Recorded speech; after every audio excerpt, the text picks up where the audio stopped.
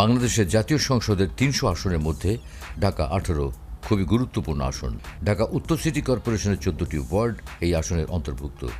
এই আসনের ভোটার সংখ্যা ৫,৮৮,৬০৮ জন। এর মধ্যে পুরুষ ভোটার ৩,০১,৯০৯ আর নারী ভোটার ২,৮৬,৬৯৩। এই আসনের অন্তর্ভুক্ত ৮টি থানা রয়েছে। এই বিশাল এলাকা জুড়ে বাস্তবায়িত হয়েছে এলিভেটেড এক্সপ্রেসওয়ে, হযরত শাহজালাল আন্তর্জাতিক বিমানবন্দরের অত্যাধুনিক third terminal, rapid transit, Sheikh Hasina সরণি সহ অনেক মেগা প্রকল্প। ঢাকা মহানগরের এই এলাকা স্মার্ট ও আধুনিক ও বসবাসের উপযোগী করে গড়ে তুলতে নিরলস পরিশ্রম করে যাচ্ছেন ঢাকা ১৮ আসনের সংসদ সদস্য এবং বেসামরিক বিমান পরিবহন ও পর্যটন মন্ত্রণালয় সম্পর্কিত সংসদীয় স্থায়ী কমিটির সদস্য মোহাম্মদ খসরু চৌধুরী এমপি। জাতির পিতা বঙ্গবন্ধু শেখ মুজিবুর রহমানের আদর্শ ধারণ করেন বলেই তার রাজনৈতিক, সামাজিক ও ব্যবসা প্রতিষ্ঠানে প্রবেশ করলেই তার ছাপ পাওয়া যায়।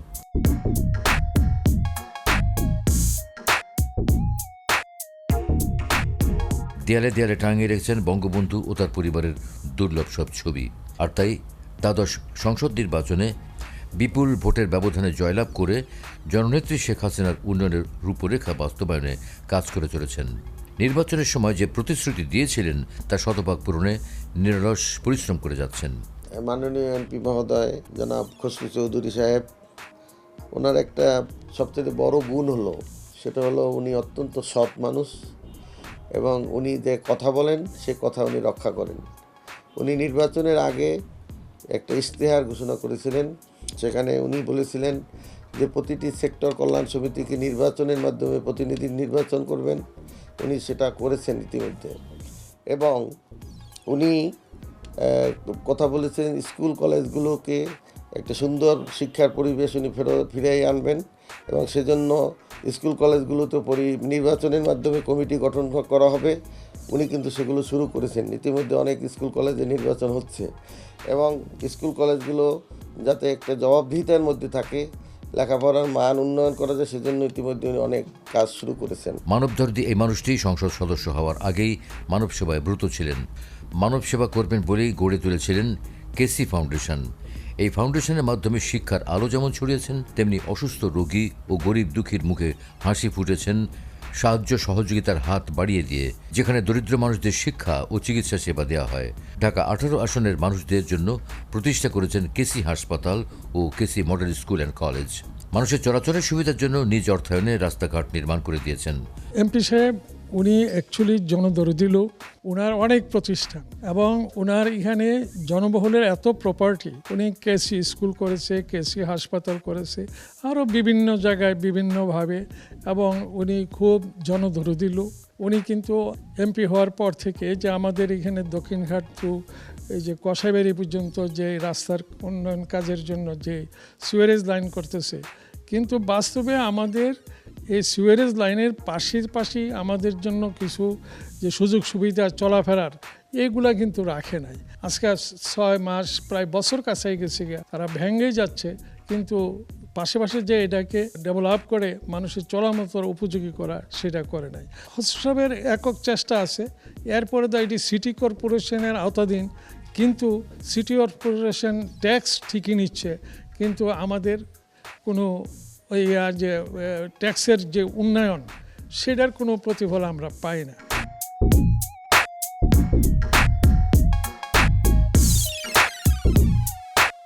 আলোর নিচে অন্ধকার উত্তরের এই অভিজাত এলাকা ছেড়ে যতই বাইরে যেতে থাকবেন, মনে হবে এটি সিটি কর্পোরেশন থেকে বিচ্ছিন্ন কোনো এলাকা। ঢাকা ১৮ আসনের ১৪টি ওয়ার্ডের মধ্যে ১ ও ৫১ নম্বর ওয়ার্ড ছাড়া বাকি যে ১২টি ওয়ার্ড ইউনিয়ন পরিষদ থেকে সিটি কর্পোরেশনে রূপান্তরিত হয়েছে, সেখানকার নাগরিকরা নাগরিক সেবা পাচ্ছেন না।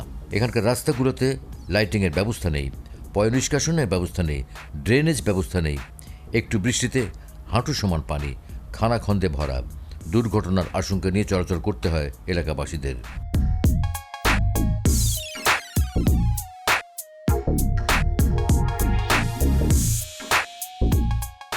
রাস্তাঘাটের পরিস্থিতি আপনারাও স্যার দেখেন, খুব খারাপ। মানে এই যে আমরা যে গাড়ি চালাই কিন্তু শান্তি নাই, এমনি সুখ না থাকলেও শান্তি নাই। মানে রাস্তাঘাট দিয়ে চলা যায় না, গাড়ি উল্টিয়া যায়, ভাঙ্গিয়া যায়, এরকমভাবে আছে আর কি। আমরা চেয়ারম্যানটা কাজ করে নাই, মেম্বারে কাজ করে নাই। হ্যাঁ, ভোট তো দিছি, ভোট দিলে কি হইব, কাজ তো আর করছে না। নাগরিক সুবিধা না থাকায় এখানে ব্যবসা বাণিজ্য করার মতো পরিবেশ এখনো তৈরি হয়নি। এখানে নাগরিক সেবা একদম নেই বললেই চলে। তাই এলাকাবাসীর দাবি ধার্যকৃত সকল কর ও হোল্ডিং ট্যাক্স মকুব করে দেওয়ার। হোল্ডিং ট্যাক্স সম্পর্কে আমার এলাকার যেহেতু সিটি কর্পোরেশনের কোনো কিছুই পাই নাই, তাহলে আমরা কেন দেবো হোল্ডিং ট্যাক্স? আমরা সুযোগ সুবিধা পাইলে না আমরা দিতে বাধ্য থাকবো। গ্যাস লাইনের যে সমস্যাটা আদৌ পর্যন্ত ওরা কোনো পদক্ষেপ নেয় না, একটু কাজ করে সামান্যতে শেষ। 4-5 বছরের ভিতরে আমি দেখছি না এই জায়গায় কাজ হইতে।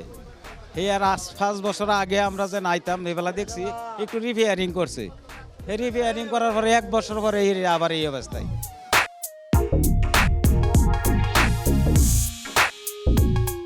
ইতিমধ্যে 104টি রাস্তার কাজ চলমান রয়েছে।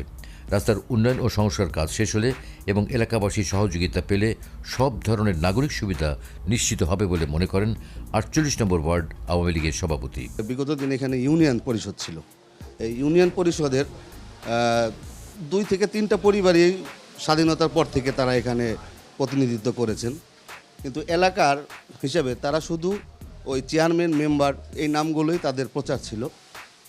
এর বেশি কিছু তারা এখানে আশানুরূপ কোনো কাজকাম তারা করেনি। এখন আমার এই অঞ্চল থেকে এয়ারপোর্ট বা কোনো বাজারে যাওয়ার কোনো পরিস্থিতি আমাদের নেই। খসরু ভাই যখন আপনার এখানের ক্যান্ডিডেট হলো তখন থেকেই এই অঞ্চলের মানুষের ভিতরে একটা আনন্দ বিরাজ করছিল। অনেক আগ থেকেই সেই এলাকার জন্য উন্নয়নের জন্য অনেক কাজকাম সে করার চেষ্টা করছেন এবং করছেন। সে যেভাবে কাজ করতেছেন তার ব্যবসার পাশাপাশি এখন জনগণের পাশেই সে সময় বেশি দেন এবং সবার সহযোগিতা থাকে। ইনশাল্লাহ খসরু ভাই যেভাবে কাজ করে যাচ্ছেন আগামী 2 বছর, আমার মনে হয় 2 বছর লাগবে না, এই এলাকার মানুষের বিগত দিনে যে কষ্ট করছেন এই কষ্টটা দূর হয়ে যাবে ইনশাল্লাহ।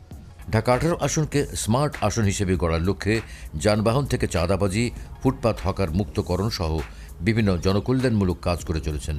স্কুল, মসজিদ, ওয়েলফেয়ার কমিটি সহ যত ধরনের কমিটি রয়েছে সবগুলোই স্বচ্ছ ও ফেয়ার ইলেকশনের মাধ্যমে গঠন করে জবাবদিহিতার আওতায় আনতে সক্ষম হয়েছেন। প্রশাসনের সহযোগিতা নিয়ে সন্ত্রাস, চাঁদাবাজ মুক্ত, মাদক বিক্রেতা এবং কিশোর গ্যাংদের প্রতিহত করতে জনসচেতনতা বাড়াতে সভা সমাবেশ করছেন। স্বল্প সময়ে তিনি তার কার্যক্রমের মাধ্যমে এলাকাবাসীর নজর কেড়েছেন।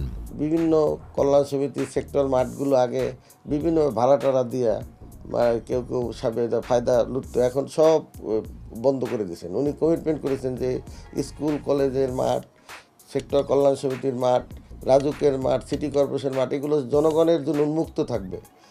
উনি নির্বাচিত হওয়ার পরে কিন্তু এখন সেইটা মানুষ খেলাধুলা করতে পারছে, সাধারণ মানুষ এই মাঠগুলো ভোগ করতে পারতেছে। এখানে কোনো মধ্যস্বত্বভোগী এখন নাই। ফুটপাত দেখেন অনেক সুন্দর, এখন উত্তরা মডেল টাউন থেকে আরম্ভ করে প্রায় উচ্ছেদ হয়ে গেছে। সামান্য যা কিছু আছে তাও আমার মনে হয় আর থাকবে না।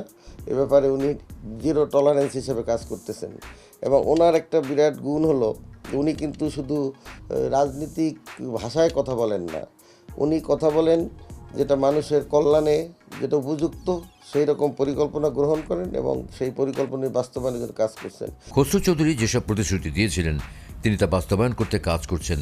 তিনি আগে এমপি না হয়েও মানুষের জন্য কাজ করেছেন, এখন এমপি হয়ে দিনের পুরোটা সময়ই মানুষের জন্য কাজ করছেন। তিনি যে ইশতেহার দিয়েছেন তা শতভাগ বাস্তবায়ন হবে এমনটাই প্রত্যাশা করছে ঢাকা 18 আসনের জনগণ।